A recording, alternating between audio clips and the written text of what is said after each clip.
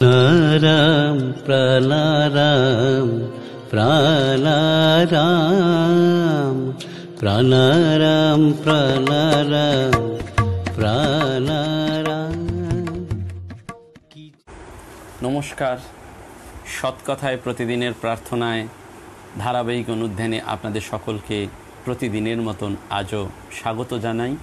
Pranaram YouTube চ্যানেলের মাধ্যমে সম্প্রচারিত হচ্ছে এই অনুষ্ঠান এবং দীর্ঘ প্রায় 273-74 দিন ধরে এই অনুষ্ঠান চলছে। আজকে এই অনুষ্ঠানের যে পর্ব, সেই পর্বে আমরা কান্ত কবির ভক্তি ভাবনা নিয়ে আলোচনা করব এবং এটি অনবদ্যভাবে এই লেখাটি উপহার দিয়েছেন শ্রদ্ধেয় শ্রী দিলীপ কুমার রায় মহাশয়। আমরা তাঁদের দুজনকেই স্মরণ মননের মাধ্যমে আজকের এই পর্বটিকে উৎসর্গ করব এবং নানান রকমের যান্ত্রিক সমস্যা, মোবাইল ফোনের সমস্যা, এগুলি আমরা আগেও কখনো কখনো উল্লেখ করেছি। সেইগুলোর মধ্যে দিয়েই আমাদের চলতে হচ্ছে। ভগবানের অসীম কৃপায় এই অনুষ্ঠান চলছে। দেখা যাক আমাদের এই অনুষ্ঠান কিভাবে সর্ববিধ সহযোগিতার মধ্যে দিয়ে এগিয়ে যায়। আমাদের আজকের যে শিরোনাম, সেটি কান্ত কবি ও ভক্তি সাধনা। 100 বৎসরেরও আগে, আমরা আরও জানি অনেক পুরনো, শ্রাবণ মাসে কান্তকবি জন্মগ্রহণ করেছিলেন বাংলাদেশে। সে সময় আরও কত মানুষই কালো স্রোতে ভেসে এসেছিলেন, আবার স্রোতে ভেসে গেছেন। কিন্তু যে ক্ষুদ্র চিহ্ন বয়ে এনেছিল কালের জোয়ার, ভাটায় সে চিহ্ন মুছে গেছে। তারা ফিরে গেছে সেই অচিন লোকে, অজানা লোকে। কিন্তু কিছু মানুষ রয়ে গেছেন। কিন্তু কিছু কিছু মানুষ আসেন যাদের কীর্তি মুছে যায় না। স্বামীজি বারবার বলতেন, ওরে জন্মেছিস যখন, এসেছিস যখন, তখন একটা দাগ রেখে যা। কান্তকবি রজনীকান্ত এমনই একজন, যিনি তার গানে, কবিতায়, ছড়ায়, নকশায় এবং সর্বোপরি তার ভক্ত জীবনের মধ্যে সেই দাগটি যেন রেখে গেছেন। এই দাগ রেখে যেতে পারেন কেবল তাঁরাই যাদের স্বধর্ম ভক্তি, বা বলা যায় যাদেরকে ভগবান বরণ করে নিয়েছেন। রজনীকান্তকে ভক্তরা ভালোবেসেছিলেন তার ভক্ত রূপে। এছাড়া তারও অনেক রূপ ছিল, সেটি নীতিবাদী, দেশভক্ত, হাস্যরসিক। কিন্তু তবুও আমরা এই ভক্ত রূপের কথা নিয়েই, সেজন্য আজকের শিরোনাম কান্তকবি এবং তার ভক্তি সাধনা। সেই রজনীকান্তকে নিয়েই আমাদের আজকের অনুষ্ঠান। এবং তার এই প্রেমের পরিচয় সুদূর শৈশবেই পাওয়া যায়। দিলীপবাবু বলছেন, সুন্দর করে দিলীপ কুমার রায় বলছেন, খুব স্পষ্ট মনে আছে, আমাদের সুকিয়া স্ট্রিটের বাড়িতে তার দিনের পর দিন এসে পিতৃদেবের নানান গান এবং গল্পগাছা শোনা তথা আমাদের তাঁর স্বরচিত নানান গান শোনানো। পিতৃদেবকে অর্থাৎ দ্বিজেন্দ্রলাল তিনি গুরুদেব বলতেন। বিশেষ করে পিতৃদেবের হাসির গান তাকে প্রেরণা দিয়েছিল হাসির গান রচনায়। আরও অনেককেই দিয়েছিল, কিন্তু তাদের কীর্তি নিশ্চিহ্ন হয়ে গেছে প্রতিভার অভাবে। সদানন্দ রজনীকান্তের এই গীতি প্রতিভা ছিল এবং আবাল্য তিনি গভীরভাবে সাহিত্য ও কবিতাকে ভালোবেসে এসেছিলেন। মাত্র 45 বৎসর বয়সে তার মৃত্যু হয়। আরও কয়েক বছর বেঁচে থাকলে তার গীতি প্রতিভা আরও উজ্জ্বল পরিণতি লাভ করত। কিন্তু সাহিত্য কীর্তির ছাপ রেখে গেলেও সেই সুদীর্ঘ সাধনা বিনা শিল্প সিদ্ধ লাভে সফল হওয়া অসম্ভব। রজনীকান্ত নানান কারণে, বিশেষ করে অর্থাভাবে পড়ার দরুন, তার সহজাত শক্তিকে আবাদ করতে পারেননি, আরও নিখাত সোনাও ফলাতে পারেননি। তবুও দাগ রেখে গেছেন। এই কৃতিত্ব সামান্য নয়। তার কবিতার ভাষা, ছন্দ, ভঙ্গি আরও শুদ্ধ হয়ে উঠত যদি তার অকাল মৃত্যু না হতো। কিছু কিছু মানুষকে ভগবান টেনে নেন, তারা প্রতিভার সেই স্ফুরণটা যতটা হওয়ার দরকার ততটা করতে পারেন না। বলছেন দিলীপ কুমার, যে কথা বলছি তার প্রতিভাকে ছোট করতে নয়, বরং ভবিষ্যৎ সম্ভাবনার পরে জোর দিয়ে তার প্রতিভার স্বকীয়তার গুণগান করতেই। তার জীবদ্দশায় তিনি মাত্র 3টি কাব্যগ্রন্থ লিখে প্রকাশ করেছিলেন, বাণী, কল্যাণী ও অমৃত। এর মধ্যে প্রথম দুটোতেই তার নানামুখী স্বকীয়তার পরিচয় মেলে। প্রতিভারও স্পষ্ট ছাপ পাওয়া যায়, যদিও সে প্রতিভার আরও নিখুঁত বিকাশ হতে পারত যদি তিনি আরও 10-15 বৎসর সাহিত্য সাধনা করতে পারতেন ভক্তির মন্ত্র দীক্ষায়। কিন্তু না পারা সত্ত্বেও ভক্ত সাধক তথা সাহিত্যিকদের তিনি অনেক কিছুই দিয়ে গেছেন, যা মোহনীয়, বরণীয় এবং উপভোগ্য। রবীন্দ্রনাথ কবি সত্যেন্দ্রনাথের অকাল মৃত্যুর পর তার কীর্তি সম্বন্ধে যে তর্পণ করেছিলেন, সে তর্পণ কান্তকবির সম্বন্ধেও উপলক্ষেও অস্বীকার করা চলে। তুমি বঙ্গভারতীর তন্ত্রী পরে একটি অপূর্ব তন্ত্র এনেছিলে পাড়াবার তরে, সে তন্ত্র হয়েছে বাঁধা আজি হতে বাণীর উৎসবে। তোমার আপন সুর কখনো ধ্বনিবে মন্দ্র রবে, কখনো মঞ্জুল গুঞ্জ রবে। মনে পড়ে কান্তকবির সেই উদাত্ত স্তোত্র, যেথা আমি কি গাহিব গান, যেথা গভীর ওঙ্কারে সাম ঝঙ্কারে কাঁপিত দূঢ় বিমান। আর কি ভারতে আছে সে মন্ত্র, সে যন্ত্র, আর কি আছে সে মোহন মন্ত্র, আর কি আছে সে মধুর কণ্ঠ, আর কি আছে সে প্রাণ। মানুষ কখনোই কোনো সৃষ্টি করতে পারে না যার সুরে তার প্রাণের তন্ত্রী সাড়া না দেয়।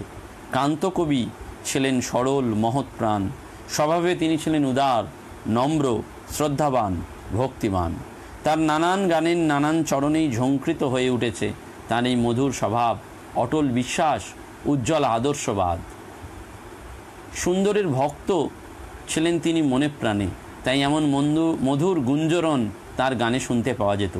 তিনি সুন্দর করে গাইতেন, তব চরণ নিম্নে উৎসবময়ী শ্যাম ধরণী সরসা, ঊর্ধ্বে চাহ অগণিত মণি রঞ্জিত নভ নীলাঞ্চলা, সৌম মধুর দিব্যাঙ্গনা শান্ত কুশল দরসা, দূরে হেরো চন্দ্রকিরণ উদ্ভাসিত গঙ্গা, নৃত্য পুলক গীতিমুখর কলুষ হর তরঙ্গা, ধায় মত্ত হরসে সাগর পদ পরশে, কুলে কুলে করি পরিবেশন মঙ্গলময় বরসা, ফিরে দিশি দিশি মলয় মন্দ কুসুম গন্ধ বহিয়া, আর্য গরিমা কীর্তি কাহিনী মুগ্ধ জগতে কহিয়া, হাসিছে দিগ বালিকা কণ্ঠে বিজয় মালিকা, নবজীবন পুষ্প বৃষ্টি করিছে পুণ্য হরসা। আধুনিক ছান্দসিকেরা এই গানটিতে ছন্দপতন হয়েছেন বলবেন, কারণ তারা সংস্কৃত গুরুস্বরের উদাত্ত ধ্বনি প্রায়ই যথাযথ পড়তে পারেন না। কিন্তু রজনীকান্ত যখন এই গানটি গাইতেন তখন এমন করে দুমাত্রা ধরে সুরে তিনি সুন্দর করে ফুটিয়ে তুলতেন যে কান এবং মন উভয়ই মুগ্ধ হয়ে যেত। এ মুক্ত দলগুলিকে একমাত্রা ধরলে সুর কিছুতেই সেভাবে ছাড়া পেতে পারত না যেভাবে এখানে পেয়েছে। তাছাড়া ছন্দপতন তো হতোই। এই বৈয়াকরণিক প্রসঙ্গ তুলেছিলেন দিলীপ কুমার সংস্কৃত গুরুস্বরে তিনি অনুরাগী ছিলেন বলেই। তার আরও নানান অনবদ্য গানেই এই দ্বিমাত্রিক গুরুস্বরের সুপ্রয়োগ আমরা পাই। কান্তকবি মাঝে মাঝেই এই দিলীপবাবুর বাড়িতে এসে গান শোনাতেন এবং অপূর্ব গান যা পরবর্তীকালে প্রখ্যাত হয়ে ওঠে নানান গুণী তথা ভক্তের কণ্ঠে। সেটা আমরা জানি, তুমি নির্মল করো মঙ্গল করো মলিন মর্ম মুছায়ে, তব পুণ্য কিরণ দিয়ে যাক মোর মোহ কালিমা ঘুচায়। এই গানটি শুনলেই পিতৃদেব এত মুগ্ধ হয়েছিলেন যে আমি তাকে শোনাতাম প্রায়, আজও গাই মাঝে মাঝেই। এক বিশুদ্ধ সাধনার জন্য অনবদ্য বিনতির আত্মনিবেদনের এই মহিমাময়, এবং সেখানে আরও আন্তরিকতা পরবর্তী পংক্তিগুলোতে ফুটে উঠেছে। লক্ষ শূন্য লক্ষ বাসনা ছুটিছে গভীর আধারে, আমি জানি না কখন ডুবে যাব কোন অকুল গড়ল পাথারে, প্রভু বিশ্ব বিপদ হন্তা তুমি দাঁড়াও রুধিয়া পন্থা, তব শ্রীচরণ তলে নিয়ে এসো মোর মত্ত বাসনা গুছায়। মানুষ যখন প্রলোভনে দলে পতনের মুখে পড়ে তখনই এমন আকুল হয়ে সে ডাকে বিশ্ব বিপদ হন্তাকে। পতনের পথ কে রোধ করতে পারে? ডাকলে তিনিও সাড়া দেন যদি তাকে ডাকার মতন ডাকা যায়। যেমন কান্ত কবি তার সরল ভক্তির উচ্ছ্বাসে এই অনবদ্য নিবেদনের মাধ্যমে সেই ডাকটি যেন আমাদের কাছে উন্মোচন করে দিয়ে গেছেন। এবং মানুষ যখন কোনো মতেই তার আত্ম অভিমানের হাত থেকে নিষ্কৃতি পায় না, যেটাকে বলে আত্মাভিমানের হাত থেকে নিষ্কৃতি না পেয়ে চোখের সামনে আলো কালো হয়ে আসছে দেখে, বিশ্বাস যখন তার টলমল করে ওঠে, তুমি আর কি ভগবান, এই জিজ্ঞাসায় তখন অন্তর্গহনে এক গভীর প্রত্যয় সে বলে ওঠে, আমরা দেখতে চাই না বলেই অন্ধভাবে বরণ করি। আছো অনল অনিলে চির নভ নীলে, ভূধরে সলিলে গগনে, আছে বিটপি লতায় জলদের গায়ে, শশী তারকায় তপনে। আমি নয়নে বসন বাঁধিয়া, বসে আধারে মরিগো কাঁদিয়া, আমি দেখি নাই কিছু, বুঝি নাই কিছু, দাও হে দেখায় বুঝায়। এই গানটি শুধু দিলীপবাবু নয়, এ যেন বহু সাধকেরই অতি প্রিয় গান। এর মধ্যে রয়েছে এক পরম প্রাপ্তির ইঙ্গিত।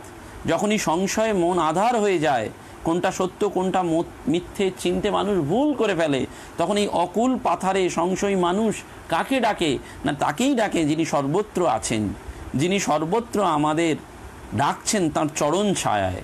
আমরা অবোধ অভিমানের ঠুলিতে চোখ বেঁধে আছি, তাই তাকে দেখতে পাচ্ছি না, বুঝতে পাচ্ছি না। তখন এই একটি মাত্র পথ এই আছে যেটির দ্বারা চোখের ঠুলি খসিয়ে দেওয়া যায়। আত্মাভিমান জলাঞ্জলি দিয়ে চোখের জলে ঠাকুরকে ডাকা, আমি দেখি নাই কিছু, বুঝি নাই কিছু, দাও হে দেখায়ে বুঝায়ে, মলিন মর্ম মুছায়ে। শুধু বরণ করা, স্মরণ চাওয়া, তাহলেই চরণ পাওয়া যায়। মোহের পর্দা খসে পড়ে, আর অমনি দেখতে পাওয়া যায়, আছো অনল অনিলে চির নভ নীলে, ভূধর সলিলে গহনে। এই গানের কোনো তুলনা নেই। কান্তকবি এমন নিখুঁত গান বেশি রচনা করেননি, সব শুদ্ধ মিলিয়ে 10-12টা, কিন্তু এই গানের সুর এমনই যে ভক্ত প্রাণ কোনো দিন ভুলতে পারবে না। তার জীবন দেবতা দেখা না দিলেও মরণের পরপারে তিনি ঠাঁই পেয়ে যাবেন। তাই তাকে সত্যি যে চায়, তাকে যে বঞ্চিত করতে পারেন না ভগবান, সত্যি সত্যি ভগবানকে যে চায়, সেটি যেন কান্তকবি এই গানের মধ্যে দিয়ে বলছেন। সেই গীতার ভাষায় আমরা জানি, নহি কল্যাণকৃত কশ্চিৎ দুর্গতিং তাতো গচ্ছতি। কেন বঞ্চিত হব চরণে, আমি কত আশা করে বসে আছি, পাবো জীবনে না হয় মরণে। আহা তাই যদি নাহি হবে গো, পাতকি তারণ তরিতে, তাপিত আতুরে না তুলে লবে গো, হয়ে পথের ধুলায় অন্ধ হয়ে, এসে দেখিব কি খেয়া বন্ধ, তবে পারে বসে পার করো বলে, পাপি কেন ডাকে দিন স্মরণে। এই মধুর কথা যেন প্রাণ জড়িয়ে দেয়। এরই তো নাম আকুল জিজ্ঞাসা, পরম আত্মনিবেদন, তার করুণার অঙ্গীকার চোখের জলে। এ গান কথা গেঁথে গেঁথে লেখা যায় না। অন্তর যখন আঁধারে তার পায়ে মাথা ঠোকে, পথ খুঁজে না পেয়ে তখনই তিমির দুয়ার খোলে, তিনি তখনই বলেন, প্রশ্নের উত্তর তো প্রশ্নেরই বেদনায় দিয়েছি, আমি যখন তুমি বলেছ। আমি শুনেছি হে তৃষাহারি, তুমি এনে দাও তারে প্রেম অমৃত, তৃষিত যে চাহে বাড়ি। তুমি আপনা হইতে হও আপনার, যার কেহ নাই তুমি আছো তার। একই সব মিছে কথা, ভাবিতে যে ব্যথা, বড় বাজে প্রভু মরমে। বাজে কেন না, শূন্যবাদী তার্কিক সংশয় স্বভাব আস্তিকের কানে নানান কুযুক্তি দিয়ে তাকে নাস্তিককে দীক্ষা দিতে চেষ্টা করে। তখন সে মুচকি হেসে বলে, কেন মিথ্যে নাস্তির কাছে হাত জড় করছো ভাই, যা হবার নয় তা কি কখনো হয়? ভগবানের করুণা যদি থাকতো, তাহলে কি যুগে যুগে লক্ষ লক্ষ মানুষ এত দুঃখ পেত? তিনি যদি সত্যি তৃষাহারী হতেন, তাহলে কোটি কোটি অসহায় দুর্ভাগা অমৃত তৃষ্ণা জপ করে পেত বড়জোর এক আধবিন্দু জল, যাতে তৃষ্ণা মেটে না। দীনশরণ যদি থাকতেন, তো এত নিঃস্বের কি বারবারই অনাহারে মরা হতো?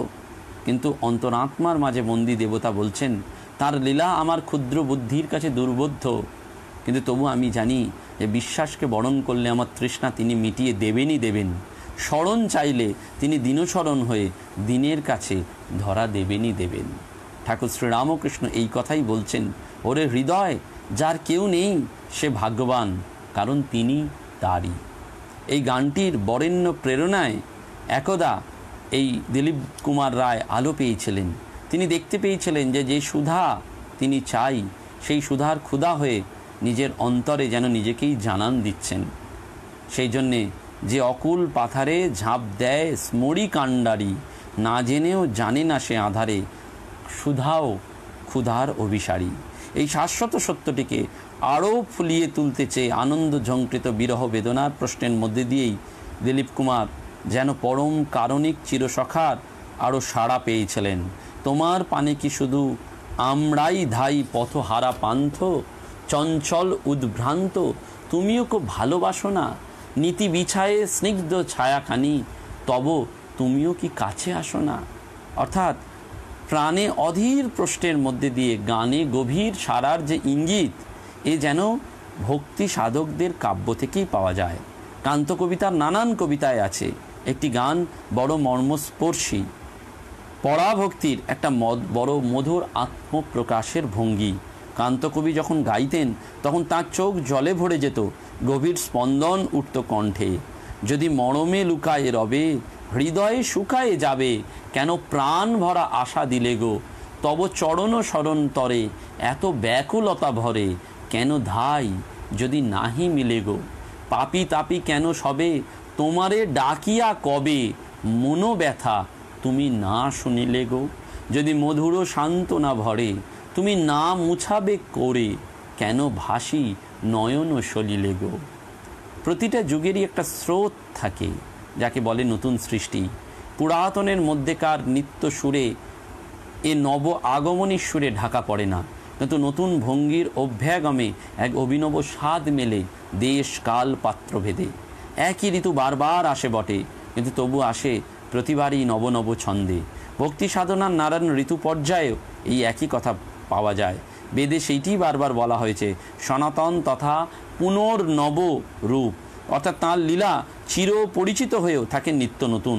হাফেজের একটি গজলে সেই কথাটি বারবার রয়েছে, মুত রিভে খুশনভা বেগু তাজাব তাজা নৌবন, বাদরে দিল কুশা বেজু তাজাব তাজা নৌবন। অর্থাৎ তোমারও কলকণ্ঠে গুণী, যেন শুনি নিতুই নবগান, ঢালো তোমার নিতুই নব রঙিন সুধা, উছল করো প্রাণ। ভক্ত ভগবানকে এইভাবেই ডাকেন, নতুন রঙে। শ্রী অরবিন্দ তাই বলেছিলেন যে মানুষ যে ভগবানকে চায়, সেটা হলো ভগবানের মানুষকে চাওয়ার সারা। উপনিষদেও এটি রয়েছে, যা এখানে তাই সেখানে। মানুষ কি কোনোদিনই নিত্য নব সৃষ্টির এই মহাব্রতকে অঙ্গীকার করতে পারত যদি ভগবান নিজে শ্রেব্রত উদযাপনের ভার না নিতেন? তার করুণার ধূপ দীপ ফুল সুর রং রেখা ছন্দ জুগিয়ে। কান্তকবির ভক্তি সঙ্গীতে সেইটিই আমরা পাই। এবং এর মধ্যে আরেকটি সুর রয়েছে কৃতজ্ঞতা। একটি গানে কান্তকবি এমন প্রাণ কাড়া সুরে গেয়েছেন কৃতজ্ঞতার অঙ্গীকার, যে অঙ্গীকার আজও আমরা ভাবতে পারি, যে তার যে ভাবরূপ সেটি অনবদ্য। আমি অকৃতি অধম বলে তো আমায় কম করে কিছু দাওনি, পরে যা দিয়েছ তার অযোগ্য ভাবিয়া কেড়েও তো কিছু নাওনি। তব আশিস কুসুম ধরি নাই শিরে, পায়ে দলে গেছি চাহি নাই ফিরে, তবু দয়া করে কেবলই দিয়েছ, প্রতিদান কিছু চাওনি। আমি ছুটিয়া বেড়াই না জানি কি আসে, সুধা পান করে মরি যে পিয়াসে, তবু যাহা চাই সকলই পেয়েছি, তুমি তো কিছুই পাওনি। এত কৃতজ্ঞতা ছিল কান্তকবির ভক্ত চরিত্রের প্রতি। এবং একটি বাদী সুরও ছিল কত গানে কবিতায়, আমি তো তোমারে চাহিনি জীবনে, তুমি অভাগারে চেয়েছ, আমি না ডাকিতে হৃদয় মাঝারে নিজে এসে দেখা দিয়েছ, চির আদরের বিনিময়ে সখা চির অবহেলা পেয়েছ। অর্থাৎ এই যে কৃতজ্ঞতা যেন আমাদের বারবার মনে করিয়ে দেয়। এবং অদ্ভুত সরলতা, সেই সরলতাও পূর্ণ সচেতন। আমি না চেয়ে পেয়েছি, তার দাম দিইনি বলে অপরাধী হয়ে যেন আরও গভীর বেদনায় দাম দিতে শিখেছি তোমার অপার করুণায়। এই গভীর অঙ্গীকার অর্থাৎ সচেতন হতেন সাধকের জাগৃতিতে। ভক্তি এসে নাম মঞ্জুর করে সব খেদ মিটিয়ে দিত সাধকে। ওমা কোন ছেলে তোর আমার মতন কাটায় জীবন ছেলে খেলায়। এবং ভক্তি সাধনার সঙ্গে নানান স্মৃতি বিজড়িত হয়ে এই কান্তকবি যেন এগিয়ে গেছেন। এবং যারা চিরকালই প্রবীণ হয়েও এই নবীন ভক্তিকে সরলভাবে ধরে রেখেছেন, তাদের মধ্যে রজনীকান্তও ছিলেন। বার্নার্ড শ একবার আইনস্টাইনের অভ্যর্থনা সবাই বলেছিলেন There are great men who are great among small men. There are great men who are greatest among great men. And that is the sort of men we are honoring tonight. অর্থাৎ কান্তকবির এই গান বারবার মনে হয় যে ভক্তদের মধ্যে, সরলদের মধ্যে বরেণ্য হয়ে তিনি যেন সেই দাবিটি করেন যে সত্যি সত্যি তিনি গ্রেট। এবং ক্যান্সারে রুদ্ধবাক হয়ে 1317 সালে গভীর রাত্রে একটি গান তিনি লিখেছিলেন, কত বন্ধু কত মিত্র হিতাকাঙ্ক্ষী শত শত, পাঠায় দিতেছ হরি মোর কুটিরে নিয়ত, মোর দশা দেখি তারা ফেলিয়াছে অশ্রুধারা, যত মোরে বড় করে আমি তত হই নত, একান্ত তোমার পায়ে এ জীবন ভিক্ষা চায়, বলে প্রভু ভালো করে দাও তীব্র গলক্ষত, শুনিয়া আমার হরি চক্ষু আসে জলে ভরি, কত রূপে দয়া তব হেরিতেছ অবিরত, তুমি জানো অন্তর্যামী কত যে মলিন আমি, রাখো ভালো মারো ভালো চরণে শরণাগত। এ গান শুধু গান নয়, এ সাধনা, ভক্তি সাধনা, শরণাগতির মন্ত্র দীক্ষা। অনবদ্য ছন্দে ভগবানের স্তব লিখতে পারেন এমন কবি দেখা যায়, কিন্তু সরলতা এবং ভক্তি এই দুয়ের মণিকাঞ্চন যোগ না হলে তীব্র যন্ত্রণাতেও মনমুখ এক করে এমন প্রার্থনার সুর বেজে উঠতে পারে না। সেইখানে বারবার বলে মনে হয় তার লেখা, সেই সম্পদের কোলে বসায় হরি, সুখ দিয়ে এ পরীক্ষে, সুখের মাঝে তোমায় ভুলে থাকি, দুঃখ দিয়ে দাও শিক্ষে। তাই মনে হয় বারবার তার নানান ভক্তি উচ্ছল যে গান, কান্ত কবি শেষ দিন পর্যন্ত সেই সব নিয়ে সরল ছিলেন। দিন যায়, তার মন বৈরাগ্যকে বরণ করে নিয়ে, নির্ভেজাল বৈরাগ্যকে, এবং সেই বৈরাগ্য ছিল ঈশ্বরের প্রতি অনুরাগ। তাই তিনি গেয়েছিলেন, আমায় পাগল করবি কবে, মামা বলতে অবিরত ধারে, দুনয়নে ধারা ববে, পাগল মনের যত কথা মা তোরই সঙ্গে হবে, প্রাণ রবে তোর চরণ তলায়, দেহ রবে ভবে। ভাগবতে ভগবান বলিকে বলেছিলেন, যাকে আমি কৃপা করি তাকে আগে নিঃস্ব করি, নইলে ভক্তরাজ রামপ্রসাদকে অভিমান করতে হয়েছিল। মায়ের এমনই বিচার বটে, যেজন দিবানিশি দুর্গা বলে, তারই কপালে বিপদ ঘটে। কান্তকবি ছিলেন বিশুদ্ধ ভক্ত, তাই ঠাকুর তাকে নিদারুণ পরীক্ষায় ফেলেছিলেন, যে পরীক্ষা পাশ করা চারটিখানি কথা ছিল না। অত্যধিক গান করার ফলে তার কণ্ঠে হয়েছে কর্কট রোগ, ক্যান্সার।